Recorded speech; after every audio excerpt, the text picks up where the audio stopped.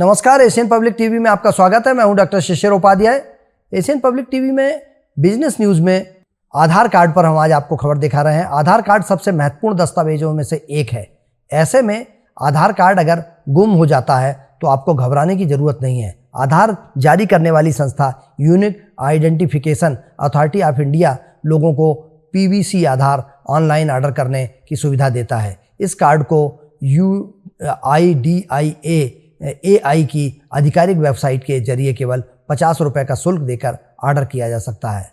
Polyvinyl chloride यानी PVC आधार card को केवल 50 रुपये का शुल्क देकर प्राप्त कर सकते हैं। इस कार्ड में एक सुरक्षित QR कोड, होलोग्राम, नाम, फोटो, जन्मतिथि आदि जानकारी दर्ज होती है।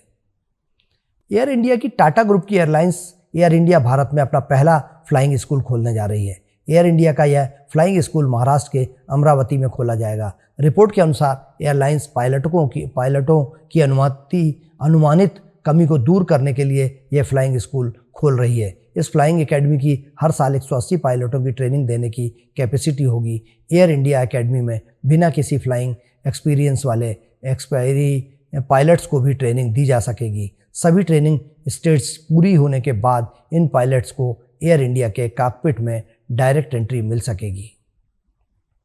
गूगल की ओर से नया मोबाइल ऐप भारत में लॉन्च कर दिया गया है। यह ऐप 9 भारतीय लैंग्वेज को सपोर्ट कर सकेगा। मतलब यूजर्स देश के पॉपुलर लैंग्वेज जैसे हिंदी, बंगाली, गुजराती, कन्नड़, मलयालम, मराठी, तमिल, तेलुगु और उर्दू में ऑनलाइन सर्च कर पाएंगे। गूगल ने अपने वर्ड AI चैटबॉट को फरवरी में भी रीब्रांड किया था। इसे गूगल के नाम से एक अलग ऐप लॉन्च किया था। हालांकि भारतीय यूजर्स को इस मोबाइल ऐप के लिए इंतजार करना पड़ेगा, जिसे करीब 4 माह बाद एक स्टैंड अलोन ऐप के तौर पर लॉन्च कर दिया गया है। इससे चैट बॉट को पहले से ज़्यादा सुविधाजनक बनाया जा सकेगा।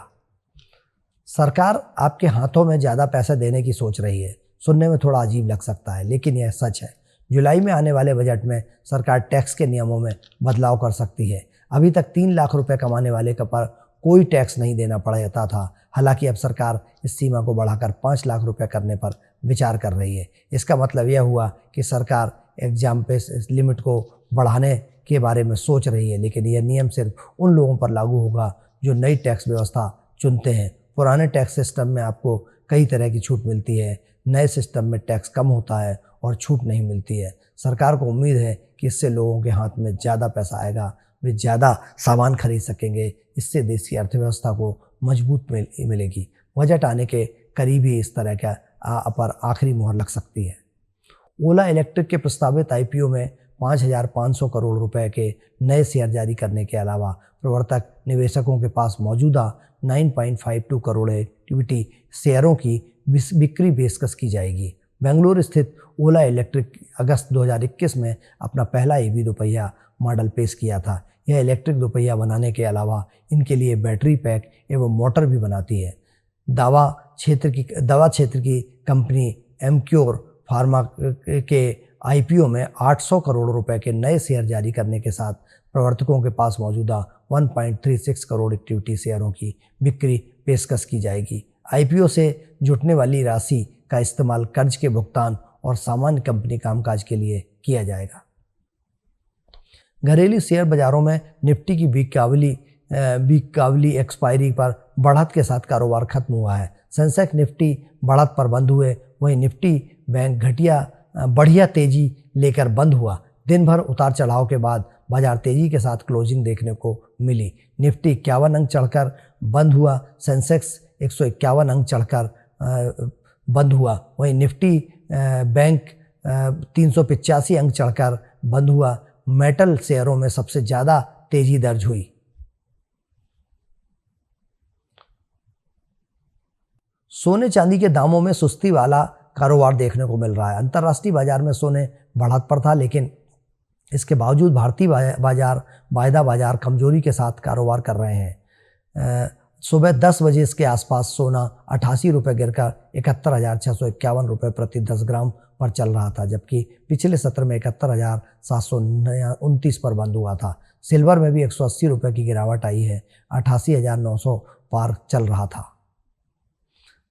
नली लाइफस्टाइल लिमिटेड IPO सब्सक्रिप्शन के लिए खुल रहा है। यह एक बुक बिल्ट इश्यू है जिसके जरिए कंपनी ने 537.02 करोड़ रुपए जुटाने का प्लान बनाया है। इशू को सब्सक्राइब करने के पहले IPO के बारे में 10 बातें यहाँ दी गई हैं जो जानना अत्यधिक जरूरी है। 2007 में स्थापित company Stanley lifestyle limited super premium luxury और अल्ट्रा लग्जरी फर्नीचर डिजाइन और निर्माण करती है और यह अपने ब्रांड स्टैनली के नाम से बेचती है। कंपनी अलग अलग कैटेगरी में कई तरह के प्रोडक्ट बनाती है। इसमें sofa, sitting furniture, coffee table, dining table, wardrobe, utility अलमारी, shoe rack, bed side table जैसे कई उत्पादों का डिजाइन, निर्माण और बिक्री की जाती है। कंपनी जूतों का डिजाइन और निर्माण तथा कार ब्रांडों के लिए सीट कवर भी प्रदान करती है।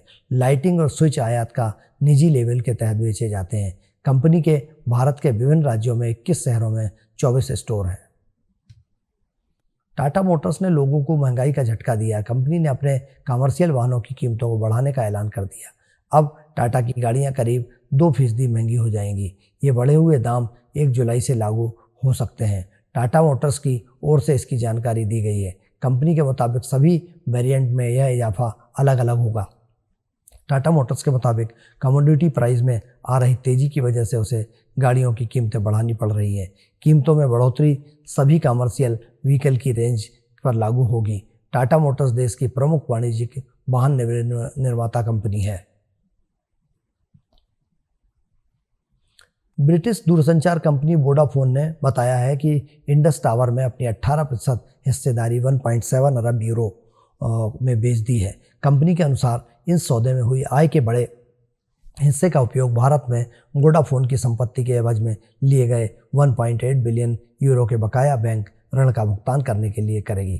कंपनी के अनुसार वोडाफोन ग्रुप PLC ने इंडस टावर लिमिटेड में अपना 484.7 बिलियन शेयर बेचे। कंपनी में वोडाफोन के शेयरों की कुल हिस्सेदारी 18% है। वोडाफोन ने एक नोट में कहा कि इसमें सकल आय के रूप में 153.0 बिलियन रुपए जुटाए गए, जिसमें उपयोग वोडाफोन की भारतीय संपत्ति के एवज में लिए गए हैं। 1.8 बिलियन यूरो की बकाया बैंक उधारी को चुकाने के लिए किया जाएगा। लेन देन के बाद वोडाफोन के पास अब इंडस टावर में 82.5 बिलियन शेयर यानी 3.1% हिस्सेदारी बची है। एशियन पब्लिक टीवी पर खबरों का सिलसिला जारी रहेगा।